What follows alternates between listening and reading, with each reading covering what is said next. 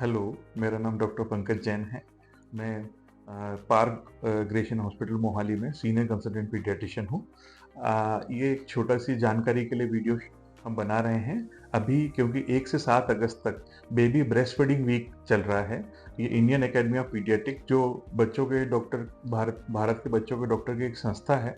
उन्होंने ये इसका वो किया था कि ये इसका उद्देश्य ये है कि इसमें हमें बच्चे की ब्रेस्ट फीडिंग प्रमोट करना, टाइम पे शुरुआत करना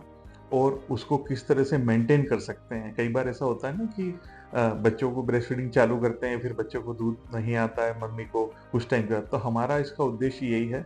कि हम जितना जितना हो सके कि नवजात शिशु है उसे माँ का दूध मिले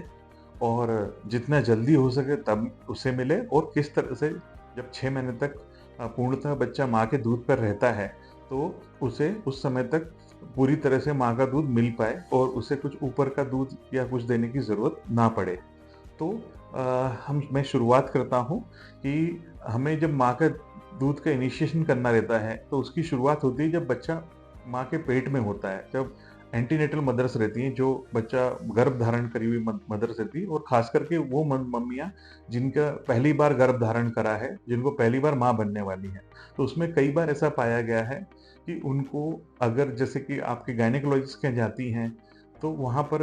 जो गायनेकोलॉजिस्ट हैं आपकी जो भी हैं, उनसे आप हेल्प लीजिए कि जब हम हमारी जो उनकी स्तन है, उनको किस तरह से तैयार किया जाए कि वो ब्रेस्ट फीडिंग इनिशिएशन में शुरुआत में तकलीफ ना आए। जैसे कि कई बार कई माता-बहनें रहती हैं जिनके निपल रिट्रैक्टेड रहते हैं, तो बच्चे बाद में दूध नहीं पी पाते। तो उसके चेकअप आप आपकी गायनेकोलॉजिस्ट से करा के रखें और रूटीन बेसिक जानकारी कि किस तरह से हमें इनिशिएट करना पड़ेगा और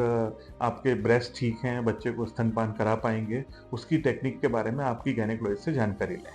अब मैं एक संक्षिप्त में एक मिथ्या के बारे में बताना चाहता हूँ, जो मैं हम कॉमनली अपनी ओपीडी प्रैक्टिस में देखते हैं कि जो हमारे नॉर्मल डिलीवरी बच्चे होके गए हैं, घर पे गए हैं, हमने इनिशिएट करा दिया है ब्रेस्ट फीडिंग, उसके बाद भी जब बच्चे घर पे जाते हैं, तो जब हमारे पास फ़ॉलो-अप में आते हैं, तो देखा पाया गया है कि उनको वज़न कम हो जाता है या फिर पीलिया हो जाता है। तो हम पूछते हैं, तो भले ही हम लोग अभी जागरूक हो चुके हैं, सब लोग पढ़े-लिखे हैं, पर कुछ पुरानी मान्यताएँ हैं, जैसे कि मम्मी को अगर तेल की चीज़ें खिला दी तो बच्चे का पेट दुखेगा, मम्मी को मिर्ची खिला दी तो बच्चे को दस्त लग जाएँगे और मम्मी को भारी खाना नहीं खिलाना है, मम्मी को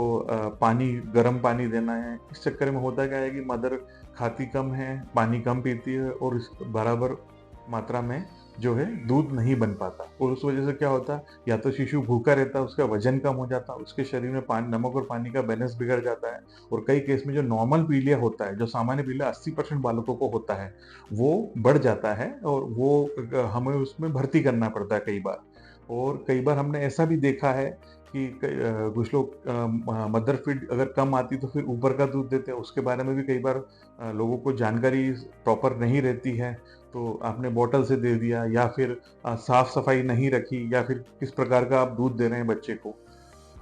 तो उस चक्कर में क्या होता है कि बच्चे को इन्फेक्शन लगने का खतरा भी रहता है। ये वीडियो हम बेसिकली अभी ब्रेस्ट फीडिंग वीक जो है हमारा, उसे प्रमोट करने के लिए कि जितने से जितनी माताएँ हैं और जो भी नवजात शिशु हुए हैं, उनको हमें तुरंत और एप्रोप्रिएट टाइम के अंदर और सफिशिएंट अमाउंट में ब्रेस्ट फीडिंग मिले और सारे hospital, health care workers, nurses, paramedical staff सब साथ मिलके, आंगनवाड़ी वर्कर्स सब साथ मिलके ब्रेस्ट फीडिंग जितनी जल्दी से जल्दी हो सके बालक को शुरुआत करें। Thank you.